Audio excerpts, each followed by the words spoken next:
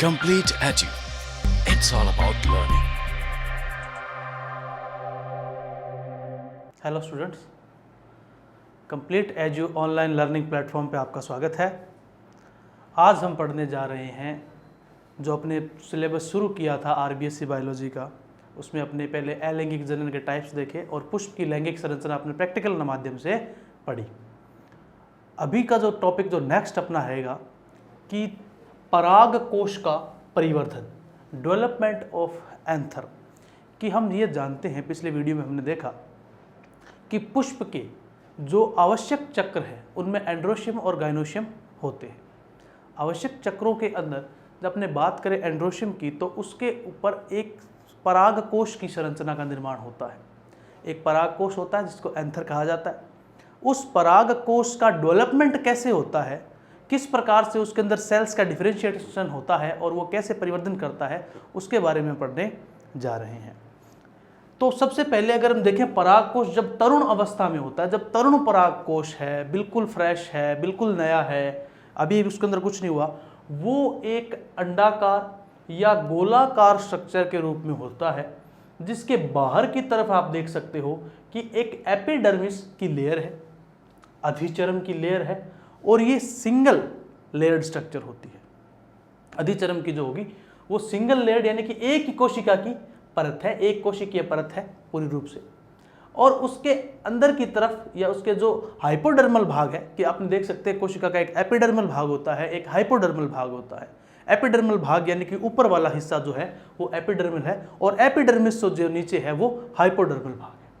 Hypodermal जो भाग है वो विभज्योत की उत्तकों से भरा हुआ होता है। देखो, एक तरुण पराग कोश यानी कि एक यंग एंथर की टीएस का है कि उसमें विभज्योत की उत्तक है, मेरिस्टेमेटिक टिश्यू है, वो प्रेजेंट है। इस प्रेजेंट टिश्यू की जो सेल्स होती है वो सघन जीव द्रव्य वाली होती है। इनके अंदर जीव द्रव्य सघन होता है, स्पष्ट केंद्र इनके अंदर पाया जाता है। और अभी क्या होगा, जब आगे डेवलपमेंट चलेगा तो ये जो अभी तो आप देख रहे हो कि गोलाकार या अंडे जैसी शेप है इसकी, बाद में इसकी शेप जो है वो एक चतुर्भुज की तरह थोड़ी दिखने शुरू हो जाती है, क्वाड्रिलेटरल्स की तरह दिखनी शुरू हो जाती है। और इसके जो किनारे वाले, जो देखे 4 कोने होंगे, इसके जो कोने वाला जो पार्ट है वहां पर कोई एक सेल, चारों कोनों में एक एक सेल जो है वो अपना साइज जो है वो जीव द्रव्य को लेकर के, जीव द्रव्य को सोख करके दूसरी सेल से अपना साइज ग्रो कर लेगी, साइज में बड़ी हो जाएगी, जीव द्रव्य सघन हो जाएगा। और इसके अंदर देखोगे आप कि सबसे पहले क्या डेवलपमेंट होता है, ये भी ध्यान रखना है कि सबसे पहले जो चीज बनेगी, सबसे पहले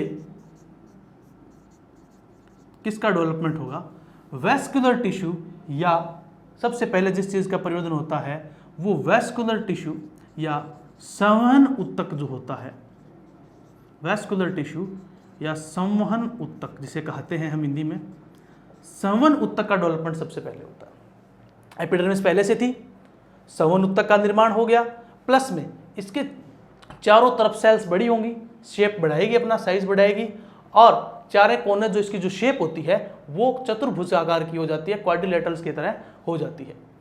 ये जो कोनों वाली जो सेल जिसने अपना साइज बढ़ाया है, जिसने अपना साइज ग्रो किया है, इसे हम कहते हैं प्रपसु कोशिका। क्या कहते हैं, प्रपसु कोशिका। नाम थोड़ा सा अलग सा है तो थोड़ा सा ध्यान से याद रखना कि क्या कहते हैं, प्रपसु कोशिका, या इंग्लिश में कहते हैं आर्कीस्पोरियल सेल। प्रपसु कोशिका या आर्कीस्पोरियल सेल कहते हैं। आर्कीस्पोरियल सेल का डेवलपमेंट हो गया। ये आर्कीस्पोरियल सेल जो है, इसी से आगे अपने देखेंगे कि इसका शेप जो है वो किस तरह से, या इस सेल्स का जो डिवीजन है वो किस तरह से एंथर को इफेक्ट करता है। तो नेक्स्ट डायग्राम में अगर आप देखेंगे तो आर्कीस्पोरियल सेल जो हुई है, उस आर्कीस्पोरियल सेल के अंदर, आर्कीस्पोरियल सेल के अंदर जो है विभाजन शुरू हो गया है। कैसा विभाजन होगा, अभी इसकी शेप कैसी है, यानी कि अभी तक इसके अंदर सभी जो कोशिकाएं हैं वो द्विगुणित अवस्था में हैं, डिप्लॉयड स्टेज के अंदर है। तो विभाजन कैसा होगा, अभी समसूत्री विभाजन होगा। अब कंफ्यूज हो जाते हैं कब अर्धसूत्री होता है, कब सबसूत्री होता है। आगे जैसे जैसे अपने नेक्स्ट पढ़ेंगे तो इसमें आपको विशेष तौर से बताया जाएगा कि कब कहां पर कौन सा विभाजन हो रहा है। अभी जो इसके अंदर जो विभाजन हुआ है वो समसूत्री विभाजन, माइटोसिस की प्रोसेस हुई है। माइटोसिस की प्रोसेस से आप जानते हो कि 2 सेल्स का निर्माण होता है, तो वो 2 सेल्स बन गई। इन 2 सेल्स के अंदर अपने देखें तो जो एपिडर्मिस की तरफ वाली सेल है, यानी जो बाहर की तरफ कह सकते हैं या एपिडर्मिस की तरफ जो सेल है, उस सेल को हम कहते हैं प्राथमिक भित्तीय कोशिका। क्या कहते हैं? प्राथमिक भित्तीय कोशिका, प्राइमरी वॉल सेल, प्राथमिक भित्तीय कोशिका या प्राइमरी वॉल सेल। और दूसरी जो उससे अंदर की तरफ जो है, यानी कि जस्ट उसके नीचे जो सेल बनेगी, उसको कहते हैं प्राथमिक बीजाणुजनक कोशिका। क्या कहा जाता है? प्राथमिक बीजाणुजनक कोशिका। तो 2 सेल्स बनी, पहली प्राथमिक भित्तीय कोशिका और दूसरी प्राथमिक बीजाणु कोशिका। अब नाम से स्पष्ट है, प्राथमिक भित्तीय कोशिका, वॉल सेल, यानी कि ये पराग कोश की भित्तियों का निर्माण करेगी। हम जानते हैं कि पराग कोश की भित्तियां या पराग कोश की जो वॉल बनती है, वॉल ऑफ एंथर होती है, उसमें 4 स्ट्रक्चर बनती है। यानी जो प्राथमिक भित्तीय कोशिका है, ये 4 स्ट्रक्चर्स का निर्माण करती है। ठीक है, 4 स्ट्रक्चर्स का निर्माण करती है। पहली, यानी एक स्ट्रक्चर तो पहले से मौजूद है, उसका ये नहीं करेगी, एक स्ट्रक्चर पहले से मौजूद है, जो एपिडर्मिस जो है वो तो पहले से मौजूद है। हाँ, ये पूछ लिया जाता है कि कौन सी, कई बार पूछ लेता है कि कौन सी एंथर की जैसी स्ट्रक्चर है, एंथर की वॉल लेयर है जो है, जिसका निर्माण जो है वो प्रपसु कोशिका नहीं करती।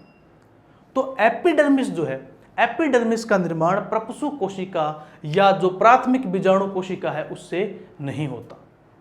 विशेष है कि अपने जब एंथर की स्ट्रक्चर पढ़ते हैं तो कहते हैं कि एंथर की 4 वॉल होती है जी। पहली कौन सी? एपिडर्मिस या अधिचरम। दूसरी एंडोथीशियम। तीसरी मध्य परतें। और चौथी कौन सी स्ट्रक्चर बनती है? चौथी स्ट्रक्चर बनती है जो सबसे इंपॉर्टेंट स्ट्रक्चर कही जाती है, टेपिटम। ये 4 इसकी स्ट्रक्चर होती है। इन 4 में से ये जो 3 स्ट्रक्चर है, 1, 2 और 3, ये जो स्ट्रक्चर है, यानी कि एंडोथीशियम, मध्य परतें और टेपिटम जो है, इन तीनों का निर्माण किससे होता है जी? आप याद रखेंगे, प्राथमिक भित्तीय कोशिका से।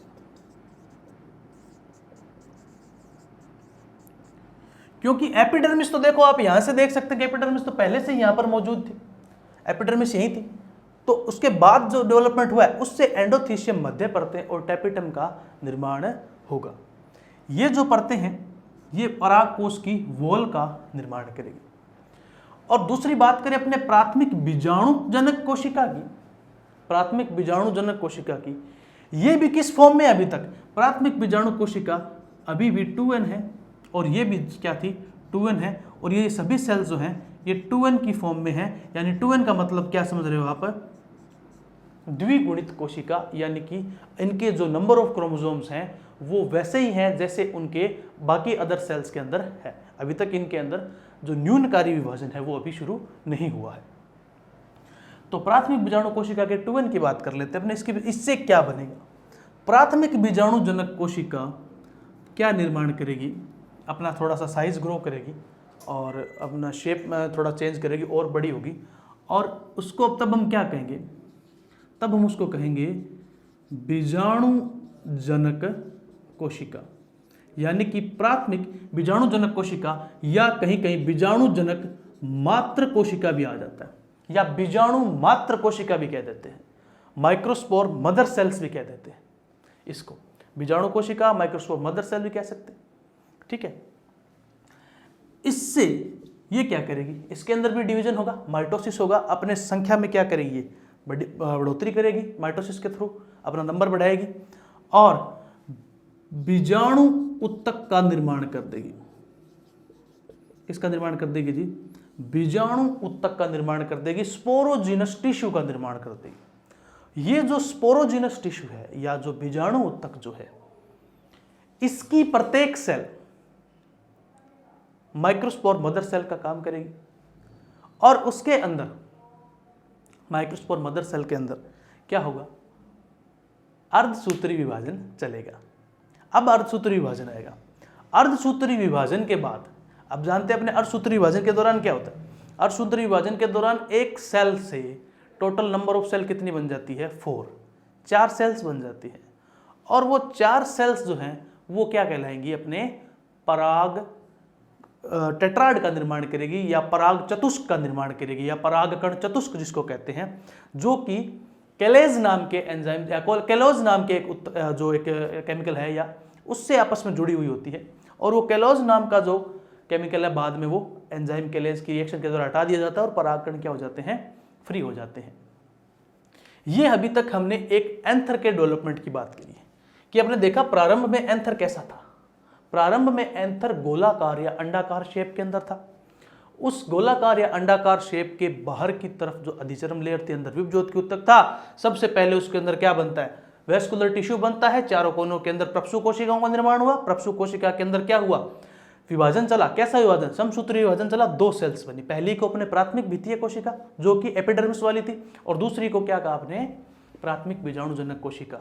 और जो भित्तीय कोशिका थी वो तो इन 4 लेयर्स का या 3 लेयर्स का निर्माण कर देगी, और जो प्राथमिक बीजाणुजनक कोशिका है वो बीजाणु उत्तक का निर्माण कर देगी। ये डेवलपमेंट ऑफ एंथर था कि एंथर में किस प्रकार से उसकी शेप बनती है।